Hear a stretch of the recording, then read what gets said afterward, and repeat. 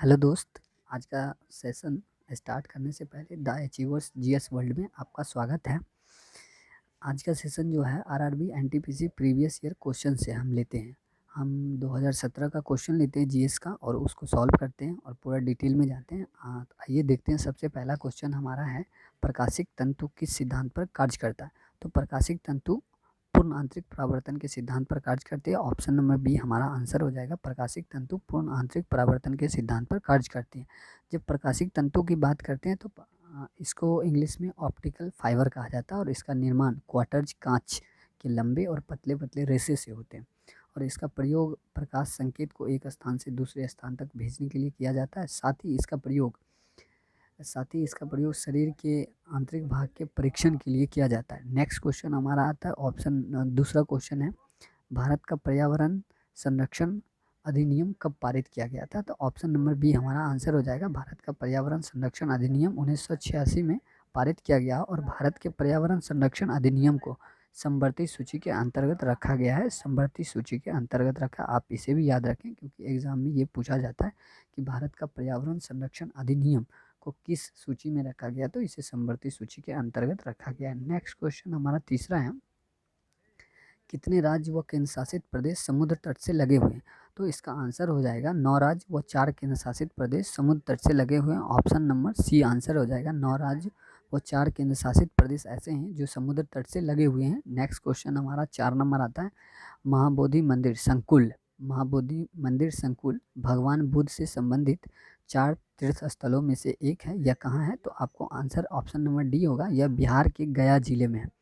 बिहार के गया जिले में है और यह आध्यात्मिक केंद्र भी है।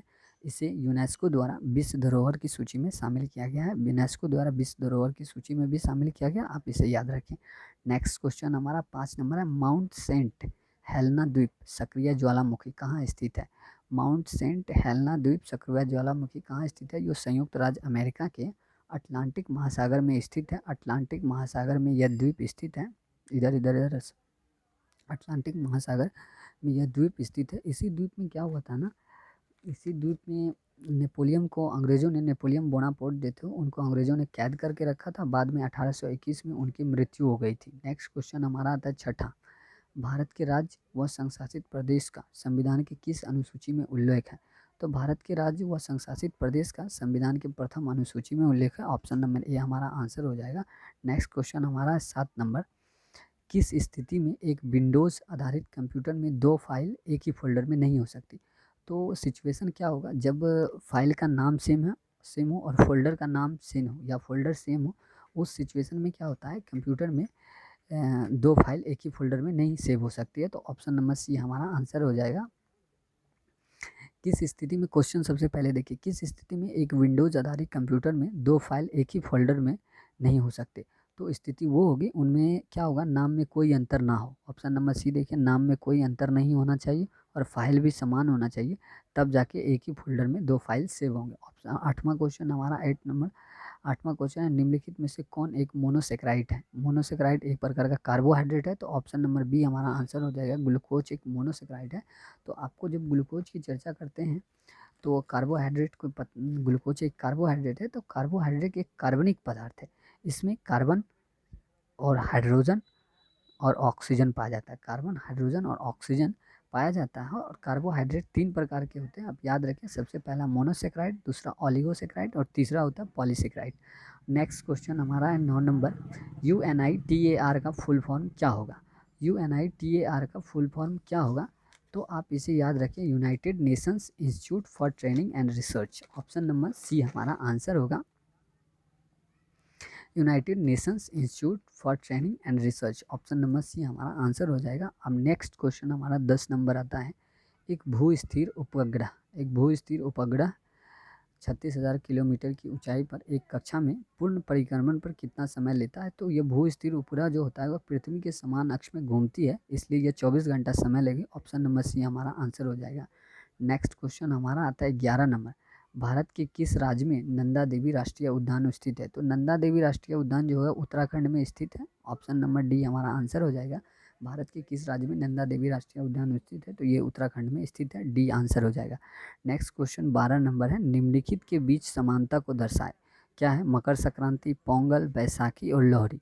तो इसमें समानता यही होगी कि ये सारे पर्व फसल कटाई के बाद मनाया जाता है। ऑप्शन नंबर बी हमारा आंसर हो जाएगा। यहाँ पर आप पोंगल को याद रखेंगे तो पोंगल तमिलनाडु में मनाया जाता है।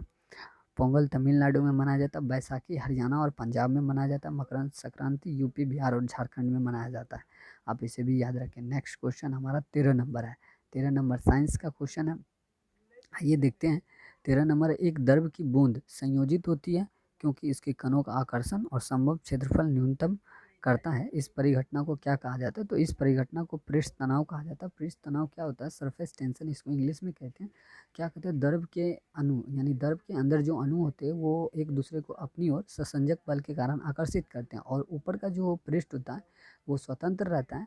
तो नीचे वाले जो आकर्षित करते हैं तो उसकी तरफ तनाव बनता है, उसी को पृष्ठ तनाव कहा जाता है। तो नेक्स्ट क्वेश्चन आते हैं। नेक्स्ट क्वेश्चन हमारा है 14 नंबर। 14 नंबर क्वेश्चन है, अभिनव भारत समाज की स्थापना किसके द्वारा की गई थी? 14 नंबर क्वेश्चन है, अभिनव भारत समाज की स्थापना किसके द्वारा की गई थी? तो अभिनव भारत समाज की स्थापना ऑप्शन नंबर बी आंसर हो जाएगा, विनायक सावरकर के द्वारा की गई थी। अभिनव भारत समाज की स्थापना ये ब्रिटिश सरकार से लड़ने के लिए बनाया गया था। फिर 1952 में इसे ख़त्म कर दिया गया। सावरकर के द्वारा कहा गया अब इसकी कोई ज़रूरत नहीं है। नेक्स्ट क्वेश्चन हमारा 15 नंबर आता है, अगर पंचायत स्थगित हो तो चुनाव होगा। अगर पंचायत स्थगित होता है तो चुनाव स्थगित समय से 6 माह के अंदर हो जाना चाहिए। अगर पंचायत स्थगित हो तो चुनाव स्थगित समय से 6 माह के अंदर हो जाना चाहिए। नेक्स्ट क्वेश्चन हमारा 16 नंबर है, इलेक्ट्रॉन की खोज किसने की? इलेक्ट्रॉन की खोज जे थॉमसन ने किया। इलेक्ट्रॉन की खोज जे थॉमसन को आप याद रखेंगे कि इलेक्ट्रॉन की खोज जे थॉमसन ने किया। और प्रोटॉन की खोज रदरफोर्ड। अब रदरफोर्ड को भी याद रखें कि प्रोटॉन की खोज रदरफोर्ड ने किया। प्रोटॉन रदरफोर्ड में हम प्रोटॉन को लिख दिया कि प्रोटॉन की खोज रदरफोर्ड और इलेक्ट्रॉन की खोज ऑप्शन नंबर बी आंसर है, जे थॉमसन ने किया। 17 नंबर क्वेश्चन आते हैं। नेक्स्ट, निम्नलिखित में से कौन भारतीय रेलवे का शुभंकर है? तो भारतीय रेलवे का कौन सा शुभंकर है? तो भारतीय रेलवे का शुभंकर है भोलू एलिफेंट। भोलू एलिफेंट जो कि लालटेन लिए खड़ा रहता है, आप ट्रेन के इंजन में देख सकते हैं, ऐसा चिन्ह रहता है। भोलू एलिफेंट भारतीय रेलवे का शुभंकर है। नेक्स्ट क्वेश्चन 18 नंबर है, निम्नलिखित में से कौन प्रथम कार्बन निगेटिव उत्सर्जक देश है? यानी कि जो कार्बन निकालने में माइनस में, यानी कि वो कार्बन निकालता ही नहीं है कार्बन। तो आंसर ऑप्शन नंबर सी हो जाएगा, भूटान। और यहाँ पर आपको ये कि चीन और अमेरिका जो है, चाइना और अमेरिका, ये जितने भी विश्व में कार्बन का उत्सर्जन होता है उसका 40% ये दोनों मिलकर निकालते हैं, बाकी में सभी आते हैं। नेक्स्ट क्वेश्चन हमारा है 19 नंबर, निम्नलिखित में से वायुमंडल में किस परत से रेडियो का संचार संभव है? तो रेडियो का संचार संभव होता है आयन मंडल से। ऑप्शन नंबर सी हमारा आंसर हो जाएगा, आयन मंडल से। निम्नलिखित में से क्वेश्चन है, निम्नलिखित में से वायुमंडल की किस परत से रेडियो का संचार संभव है? तो वो है आयन मंडल, जिससे रेडियो का संचार संभव है। ऑप्शन नंबर सी आंसर हो जाएगा।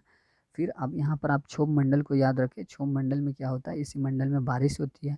तापीय समताप मंडल में जहाज वगैरह उड़ाया जाता है, समताप मंडल। तो आप इसे भी याद रखें। और नेक्स्ट क्वेश्चन हमारा 20 नंबर है, भारतीय संविधान पूरी तरह से किस तिथि को लागू हुआ? तो भारतीय संविधान पूरी तरह से 26 जनवरी 1950 को लागू हो गया था। भारतीय संविधान 26 जनवरी 1950 को लागू हो गया था। अब संविधान को बनाने में कितना, इसका भी देख लें। संविधान को बनाने में 2